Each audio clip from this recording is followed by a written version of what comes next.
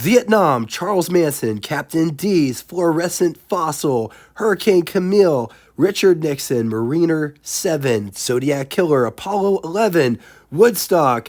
It was the Peace and Love Music Festival, man. The year is 1969, and this was the last year for Carroll Shelby's partnership with Ford.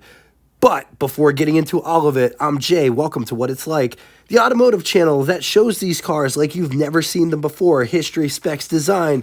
We post between 3 and 5 episodes each week with motorcycles on Mondays, engine episodes generally on Fridays. If any of that sounds of interest, a channel that you... Wait a second. One more thing. All of these episodes premiere live where I'm in the comment section at 8 p.m. Eastern Time. If you dig, subscribe and hit the bell icon next to it to never miss a video. If you have a cool car that you would like to see featured on this channel in mini documentary format, drop me a line at what_it's_like at a lost and mostly forgotten webprovider.com if interested. 1969 Shelby model lineup. Shelby was offered in GT350 and GT500. The original Shelby run was from 1965 through 1970. It's worth mentioning there were 9 Shelbys produced under license and sold by a Belgium dealer, Claude Debois, in 1971 for the European market. In 1969, Shelby shifted from being just a badass car to go racing in to being a badass car with personal luxury touches. Carroll Shelby had very little to do with the styling of these cars, and unlike the previous Shelbys, these are different than their Mustang counterparts. The 69 Shelby was given redesign with a race car for the street look. The front of the car, the hood and the fenders were fiberglass, and as well as the deck lid was also fiberglass. The inside got Ford's all-new redesigned deluxe Mustang interior, and the two most common colors for the interior were white or black. The Shelby got a unique console with oil pressure and amp meter gauges. Shelby also had a roll bar built in just behind the front seats for added structural rigidity. The 69 Shelby could be had as a convertible or fastback, which was now called the sports roof. 1969, government started implementing emissions with exhaust systems and safety requirements. Also, insurance started going up, which would ultimately end the muscle car era just a few years later. Carroll Shelby would terminate his contract with Ford in 1969 for various reasons. The original GT350 was a machine to go racing in. It was brash, loud, unapologetic, a bit obnoxious, with no bullshit. As time went on, the Mustang got larger and heavier, and because of its success, more and more people and committees were involved. Shelby wasn't a committee type of guy. Emissions also played a role in Shelby's decision to cut ties with Ford. 1969 was the last year for the original Shelby run. There were 1970 models, but they were titled as 1970 models. All the cars were built in 1969. The Shelby is a different car than the Mustang, so let's compare the 69 Mach 1 on top, the Shelby on the bottom. Both the cars are the same size, but the Shelby, they cut 2 inches off the rear of the car and they added it to the front on the Shelby. Looking at these cars side by side, one on top of one another, they are 2 different cars. Both cars have different front fascias. The Shelby doesn't really have a front bumper, whereas the Mach 1 does. Fog lights are lower on the Shelby and are rectangular versus circular and mounted higher in the grille section on the Mach 1. The Shelby has 5 functional hood scoops versus the Mach 1 single hood scoop. Also, with these next to each other, look at how much longer the fenders look on the Shelby. There are side scoops on the fenders on the Shelby. Both the Shelby and the Mach 1 have hood pins, but they are done totally different. The Mach 1 has rocker trim that the Shelby doesn't have. Moving to the side profile, they look very similar. The Mach 1 looks more aggressive in my opinion. The Shelby is sleeker. Badging on the sail panel is different between these two. Also, The Mach 1 has louvers on the rear window that the Shelby doesn't have. Side scoops are also different. Moving aft, bumpers look the same, as well as backup light location and shape. Center exhaust on the Shelby. Gas filler is in the same spot, but is behind the license plate on the Shelby. Spoiler on the Mach 1. The Shelby has a bit of a spoiler, but it's like molded into the bodywork. The brake lights are the biggest difference between these two. Which one do you like better? All right, let's talk specs.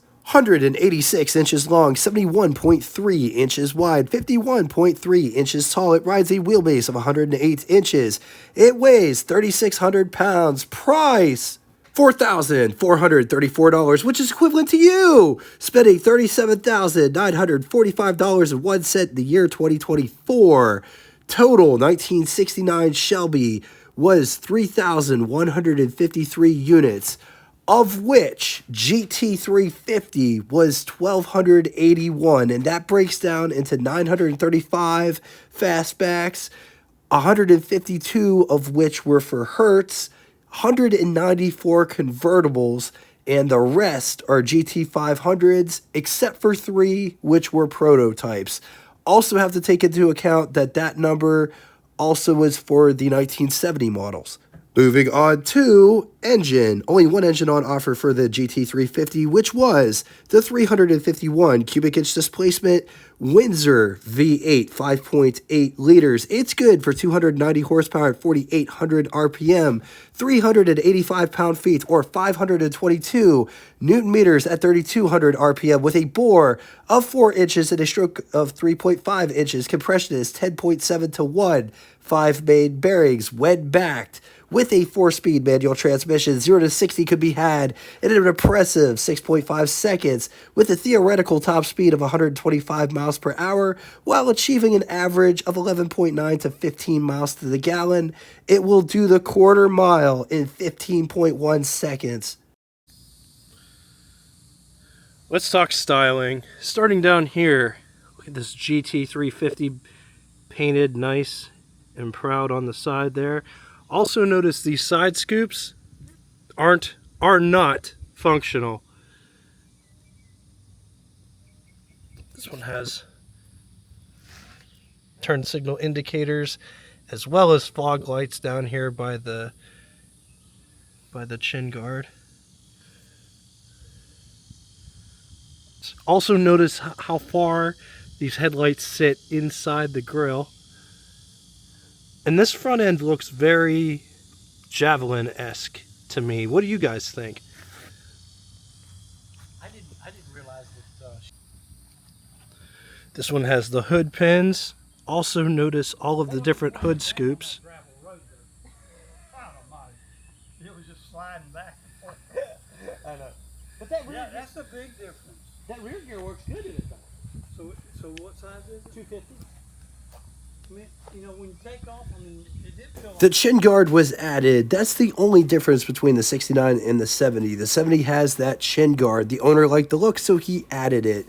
Side reflectors just below the GT350. Fenders are flared.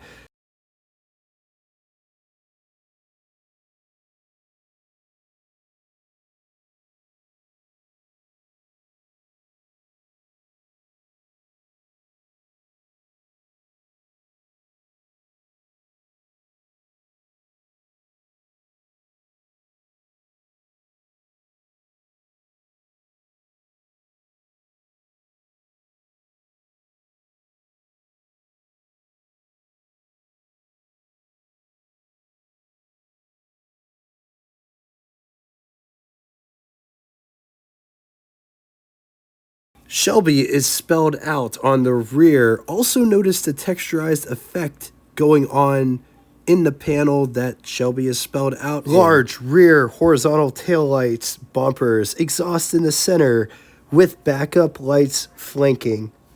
Getting inside, there are lights on the door panel itself so people can see when your door is open at night on the street. Slender armrests, door handle to pull the door shut, as well as door handle to get out. Joystick style control for the driver's side mirror, crank for the big window, coming down inside the pedal box, high beam switch, brake pedal, which is a power brake system, gas pedal, parking brake release. Just take a real quick gander at this interior.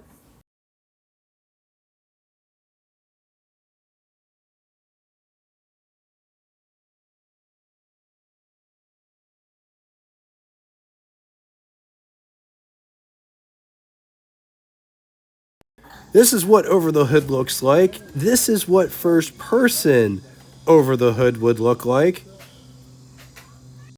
On to the button switches and knobs, starting on the left and moving right. Left turn signal indicator, coolant temperature gauge, 140 mile per hour speedometer with all of the numbers facing the same way. Kilometers in the inner circle, odometer and trip odometer also inside this gauge.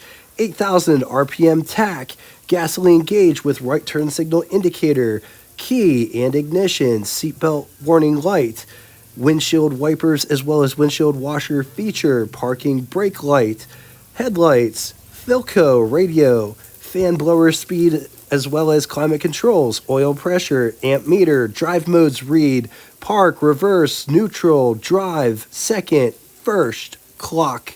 Notice Carroll Shelby signed the dash. Up above, there are sun visors. There's a sun visor for the driver, as well as daytime, nighttime rear view mirror in the center. Another sun visor for passenger. It's the same. About that being the wrong seats. No, but I guess it originally probably had white seats, had right? white. With the black carpet, right? Yeah. Yeah. And black dash. Mm-hmm. But I don't. All right, under the hood, there are two horns. There's one on this side, and there's one over here. What you got? The radiator, 12-volt battery, So the solenoid. registry thing you're talking about. Oh, cool. This one has You a... tell with the dates and stuff and. Well, the guy registered in 1997. Okay. I've chased the car all the way back to 1980. Right. And I talked to the people that owned it, that bought it from the lady in 80. And I can't get no further back. Oh, 'Cause okay. I like to know. I know in 80 it was painted white. Okay. Okay. I'm not sure that somebody took those white seats out and put them. On the positive side, rare. This is the only one that I've ever seen in the wild. Performance, touches of luxury. It's one of those end of an era type cars, and it still looks great today against it. High running costs, mostly insurance, overshadowed by earlier Shelbys. All right, now it's time for Would You Rather. Two scenarios today. In the first scenario, would you rather have a 1969 Yenko Camaro or a 1969 Shelby or 1969 Plymouth Belvedere GTX? I'm going to leave this here for a minute. If you need more time, feel free, pause the video. On to the second scenario, 1969 Dodge Charger or 1969 Shelby or 1969 Chevelle SS. Once again, going to leave this here for a minute. If you need more time, feel free, pause the video. All right, first person to give both the name of the band and song title correctly in the comment section will have their comment pinned to the top of the comment section. That is a great song. Anyway, thank you all so much for coming out and watching this. If you'd like to get in touch with me, shoot me a comment in the comment section below, or you could always send me something personable through email at what_its_like@yahoo.com. Whether I see you in the comment section, or if you send me an email, or if you check out our Facebook group, just know I appreciate everything that you guys bring to this community. Until next time, toodaloo! All right, what follows is unedited, uncut B-roll from the shoot. It doesn't have any sound. I have to figure out a way to put sound on here without getting copyright blocked. But if you could put whatever sound you want, you can listen to whatever music you want to. Enjoy.